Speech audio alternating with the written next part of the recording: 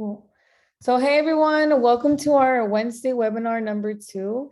And today we'll be focusing on the financial aid and the timeline as well. Cool. All right, so really quickly, again, I know some of you probably already did this. So if you haven't had a chance and if you just joined us, please make sure that you complete the attendance form. That way we keep track of who's been joining us.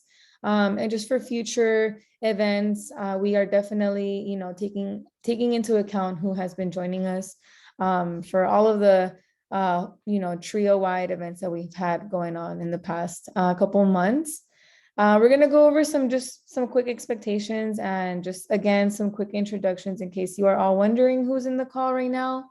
We'll go over a quick timeline. What is financial aid, the different types of financial aid, and a few other things that actually are in the financial aid application process and things that you have to do before you actually start your application. If we have, it looks like we have a somewhat small group. Depending if we have some more folks who join us later, we may just do breakout rooms, but for now, we'll go ahead and get started and work on it together. And if you need further support, we'll send you off to a breakout room with an advisor for more help. And then towards the end, we'll just do some Q&A and just some announcements. Cool. So again, make sure you fill out the attendance form. And just some quick expectations. Please stay muted until the Q&A, or make sure that you use the chat function to type any questions, or maybe if something, that you may be wondering that we probably didn't get a chance to touch on, or just any general questions. Make sure that you fill out the attendance and the feedback form. So we'll have 2 different forms, one right now to kind of see who joined us, and the last form will be more so feedback on our end. And we love to see faces. So if you feel comfortable, please turn on your camera, and no need to, take really fast notes or anything like that. We will send this recording and the presentation to you. Okay, so just a really quick financial aid application timeline. So the application opened on October 1st. And so for those of you that are probably wondering, what does FAFSA stand for? It stands for the Free Application for Federal Student Aid. And so between October all the way up until March, this is a time frame where students can start submitting their FAFSA. And so as long as students are able to get their FAFSA in by March 2nd, which is the priority deadline, they will be factored into this large pool of money where a lot of schools, for the most part, this is their deadline to apply for financial aid programs. And the most important aspect of this deadline is that the Cal Grant requires, schools to certify the GPA by the state. So as long as students, it doesn't matter whether if you get it in now versus getting it in before March 2nd, as long as it's in by March 2nd, you should be fine. So I know some students maybe have mentioned or have wondered, like, do I get more money if I get it in a little bit earlier? The answer to that is not necessarily. It's just as long as you get it in before the priority deadline. Cool. So for some of you who are probably wondering what is financial aid, could I have a volunteer read the first bullet point?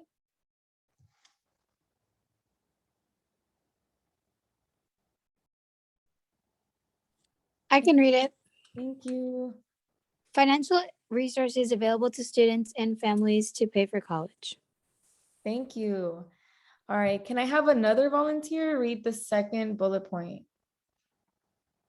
Thank you, Natalia. I can read. Thank you. It is available for all systems of higher education. Okay, and one last volunteer to read the last bullet point.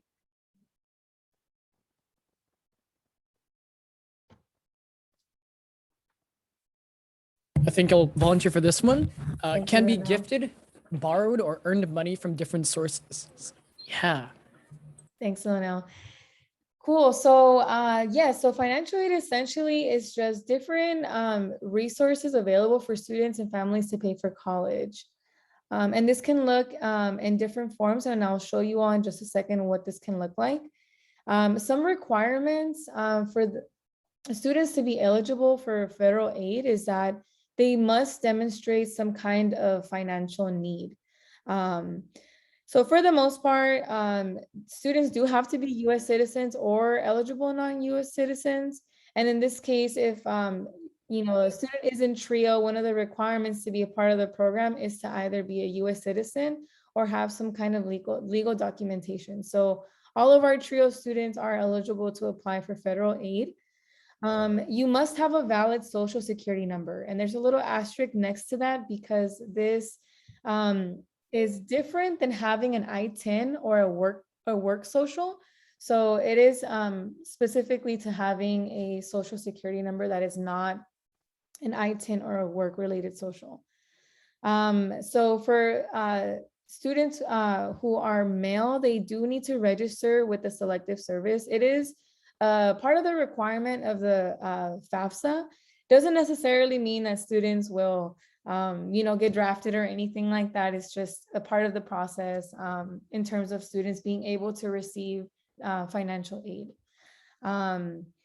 You do have to prove that you're qualified to apply for higher education. So in this case, as long as you have a high school diploma or a GED or equivalent, you will qualify for federal aid.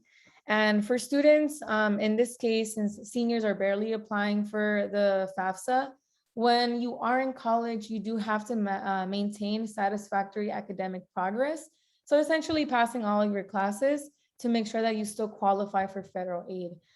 In some cases, students can lose their privileges to, gaining federal aid if they are not passing their classes or if they are in academic probation too.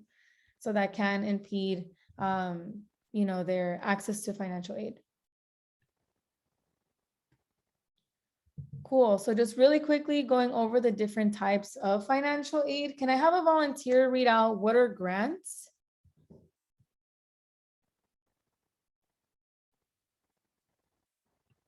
One more volunteer. I can do it, Miss Jessica. Thank you, Lorena. So grants are granted on a need basis, free money awarded from federal, state, and university funds. Thank you, Lorena. Do you want to popcorn to someone else? Yes, I'll popcorn to Natalie Cornejo. Oh, yeah, Natalia. Natalie. Scholarships. Okay. Yes. Scholarships, money that doesn't have to be repaid, awarded on basis of need, merit, skill, or other. Application procedures vary widely. Thank you. Can you popcorn to someone else? Oh, yeah, of course. I'll do Tanzania. Is that it?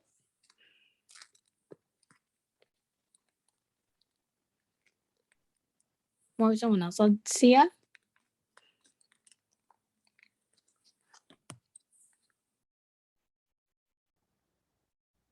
Anyone else? If not, I'll go ahead and take it and I'll popcorn to someone. So now going into loans. So loans basically mean borrowed money from the federal government that has to be repaid, usually with interest. And then I'll popcorn to Freddie. And as for work study, so it's a federal program where you can achieve or get 10 to 20 hours a week for work to be, having employment on campus. So you're working for, the campus or on campus. So it depends on the school, but we always say you should have selected yes to be considered for work study. So again, just another way that you can earn a job, have a job while working on campus. And they're also mindful that you're a student. Yes. Thank you, Freddie. Okay, so there are a couple of steps that you need to do before you begin your financial aid application. And so I know some of my De Anza students here might have already created their FSA ID, but essentially students and one parent must create what is called an FSA ID. And essentially this is the way that you will electronically sign your financial aid application. So basically, as mentioned, it is the first and the first step and the very important one. And so, the student, like I mentioned, students and one parent must create their FSA ID. And the purpose of this is essentially creating a username and a password that you must use every time you log into your FAFSA application. And so again, it is kind of like the legal and electronic way to, file and sign your documents. And so as students need their own and parents need their own as well. And for parents who have a social security number, they can create an FSA ID. And if you are a parent of a student, and if you as a parent, you don't have a valid social security number, that's totally fine. What will happen in this case is once the application is ready to be submitted, you will have to print out a form and sign it and mail it into the Department of Education, and they will verify the FAFSA. And so as long as the student, creates their FSA ID and has that, parents can sign it if they don't have a social security number. If they do, they will have to create the FSA ID. And just something to note that's very, very important. If you are a parent in this call, or if you're a student, maybe you have a sibling that perhaps already went to college, maybe currently is in college or graduated, you must use the same FSA ID account that they created for the parent, if that was the case. So for example, if I went to college and if I graduated and my younger sibling is perhaps a couple or a few years younger than me, and they are currently in the process of applying for financial aid, then I must pass over the login information for whichever parent I used on my application to my younger sibling so that they can use the same account. So it's really important that you don't create a new one, because it will cause some kind of confusion on the FAFSA application, because it will recognize that whichever parent that did have a social security number already created an account. So something really important to keep in mind as you're in this process, and it does take a couple of days for the FSA ID account to get processed. So if you are in this call and maybe you haven't created an FSA ID, we can focus on that. And if you already did create an FSA ID, we can go ahead and get started on your financial aid application. Cool. And so what kind of information will you enter in the FAFSA? So essentially, this is really, really important to keep in mind. And so you do have to enter information for your biological parents or your legally adoptive parents. So if your parents live in another country, their information is still required. And in some cases, I've seen students live with maybe an aunt, a grandmother, maybe another relative, but they don't have legal custody over them. They still have to get the information from their biological parents to be able to submit the FAFSA. Unfortunately, students cannot enter information if they just live with a relative, but if they don't have legal documentation over, as their guardians. So if the biological parents live in the same house together, but were never married, both of the parents' information still has to be included. It is just a requirement that the FAFSA has in their application. So it's really important that students are entering that information as accurately as possible. And in the case that, parents live in separate houses and the student lives with both, they will use the information for the parent who the student has been living with the most in the past year. And so you don't have to put both parents. If your parents don't live in the same household, you will have to report the income information for the parent that you live the most with. And it does not matter who claims the student on their taxes. So something really, really important. I know I've heard in the past where students are like, well, this parent claims me and this other parent does, so should I put the parent that claims me? In this case, that's not necessarily the case. It's whoever the student lives with the most. And one more important note, if the parent is remarried, then the step parent's information must also be included. So I know that's a lot of information. So if you have any questions, please feel free to put it in the chat. but essentially the FAFSA is a pretty dense application and it does ask for a lot of personal information. So just making sure that, you know, if the student and the family is not sure what they should be putting, maybe checking in with an advisor prior would be the best thing to do before they start the application. Cool. So, and this, I believe this is our last slide before we go, before we actually start working on it. So for those of you wondering what is the EFC, the EFC stands for Expected Family Contribution. So essentially, when you do the financial aid application, the FAFSA will spit out this term and this number that's called the EFC, and it's basically it factors in your family's income and their assets, your family's income size, the age of the parent, and the number of children in college to be able to calculate what is your family's expected family contribution. And so essentially, it basically represents the amount that the family is quote unquote expected to pay for the upcoming school year. And so for the most part, the EFC is the same regardless of what college the student chooses.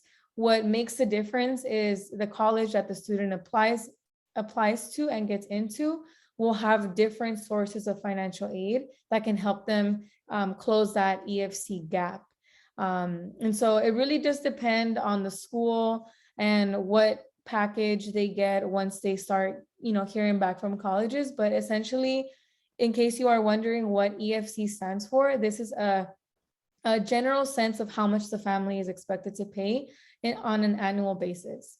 And this number can change. This number doesn't always necessarily stay the same. In some cases, if a family's income changes, then the EFC will fluctuate depending on the family's income. Okay, so just some things to keep in mind before we actually start working on it. Make sure that, if you are starting your FAFSA right now, that you save the confirmation email. You must check your email and your college portals, which is your online account, per university that you apply to often. If you haven't applied to any colleges just yet, no worries, just keep this in the back of your mind, but you should be checking your email on a frequent basis to make sure that not only you received the confirmation email, but that your FAFSA was processed. So you should be anticipating 2 different emails once you have submitted it. Get into the habit of checking your email at least once a day or at least twice a week, maybe in the beginning and maybe in the end. And there may be additional paperwork needed.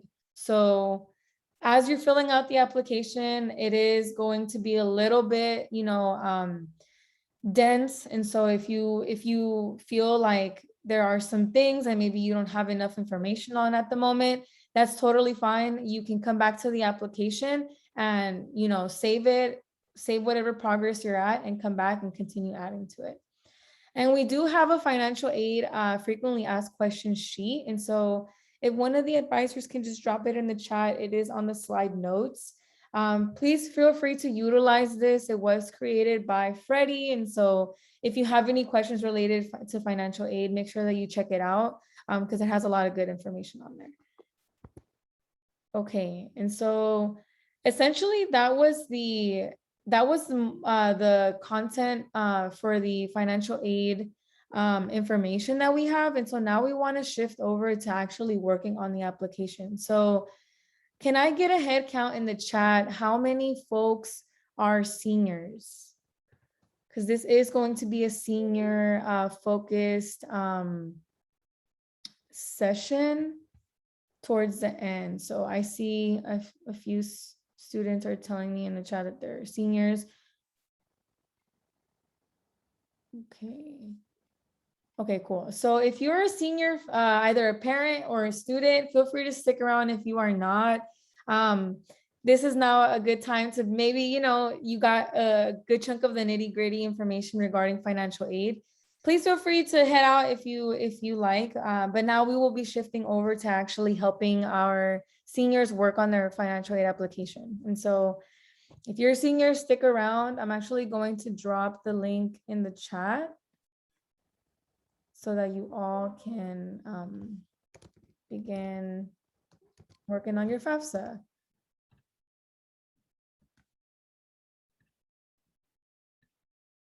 Cool. All right, so for my seniors here in the room, so can you all let me know, have you created your FSA ID account? Feel free to put it in the chat if you have. Okay, I see someone said no and someone said yes. So if you haven't created your FSA ID account, that is what you're going to focus on right now. And if you did create your FSA ID account, feel free to start working on your FAFSA. And so make sure that you select the appropriate academic year, which will be 2022 to 2023. So make sure that you click on the link that's in the chat.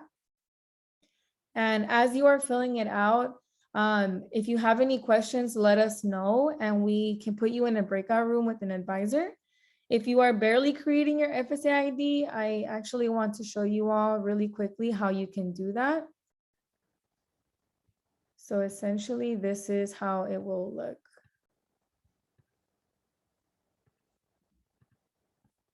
Okay, can everyone see my screen? Okay. So when you are on the financial aid application website, you, if you've never created an account before, you are going to click on Start Here.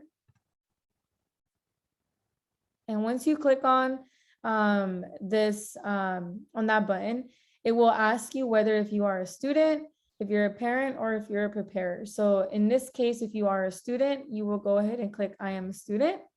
And there will be an option right here that says create an FSA ID. And so essentially what it's going to do is going to have you exit the FAFSA form, and then it'll redirect you to the FSA ID section of the application. And this is where you will go ahead and get started. So you want to make sure that you have these things ready. So if you don't have this, make sure that you have this ready here in front of you. So you're going to need your social security number, and you're going to need your phone number and or an email address. So make sure that in this case, you use your professional email, that you're not using your school email. So you'll go ahead and click on login. In this case, I'm not going to create one for obvious reasons. And so make sure that you are on this page. And if you need any help, let us know. If you already have your FSA ID and now you need to get started on your FAFSA, here's where you can go. So you will go to login. Now that you have your FSA ID, you'll go to Access FAFSA and you'll go to login. And so now it'll take you to this section, and you will go ahead and now log into your FSA ID account, which will redirect you to your FAFSA. So let's use some time right now to go ahead and do that if you haven't done so. So if you haven't created your FSA ID, let's go ahead and do that now. And if you have, let's log into your FAFSA and let's go ahead and get started. So if you have any questions, let us know. And I will stop sharing.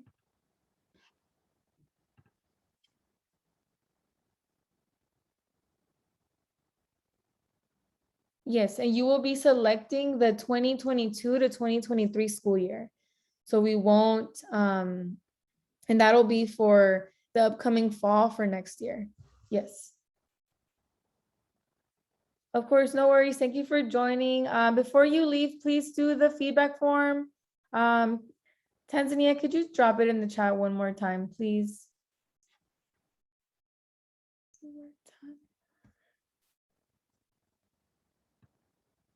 Okay, thank you. So make sure that you fill it out, please. And for those of you who are here, please use this time to go ahead and start working on either creating the FSA ID or working on the FAFSA. And let us know if you have any questions.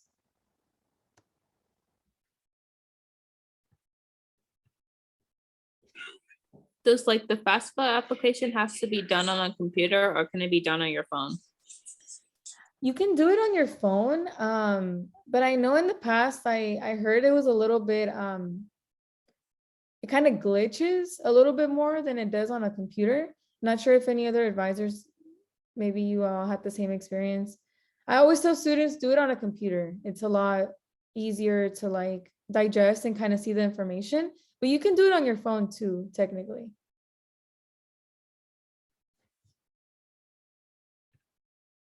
Thanks. Yeah, of course. And no worries, Leonel, if you want to work on this in person, we can do that too. Hey, Kasara. Hello.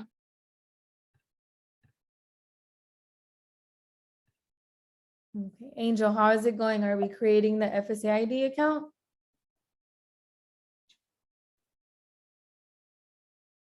Yeah.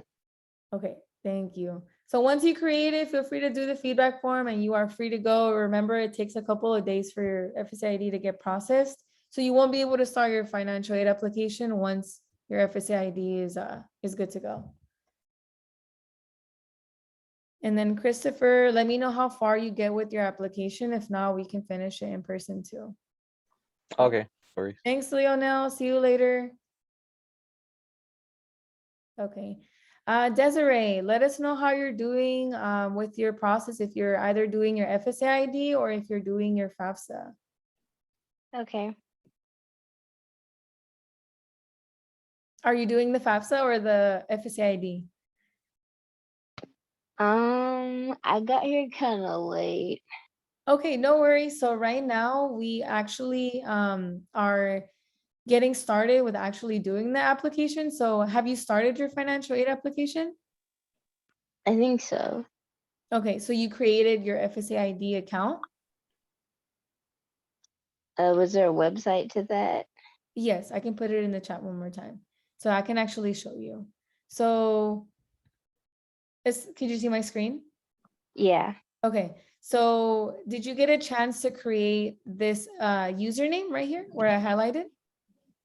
No, I did not. Okay, so before you start the application, you have to create something that's called the FSAID. And it's basically your account so that you can access your FAFSA. So let me drop the link in the chat one more time so you can see this. And so basically, let me know if the link works.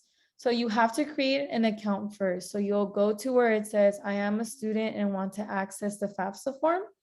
And it'll say here, create an FSAID. So this is where you will start first. It takes a couple of days for your FSAID to process before you can actually start the FAFSA. So if you want to start here first, all you need is your social security number and your phone number and or an email address, a professional email address. So once you do that, let us know. You can fill out the feedback form and then you're free to go for now until your FSAID gets processed.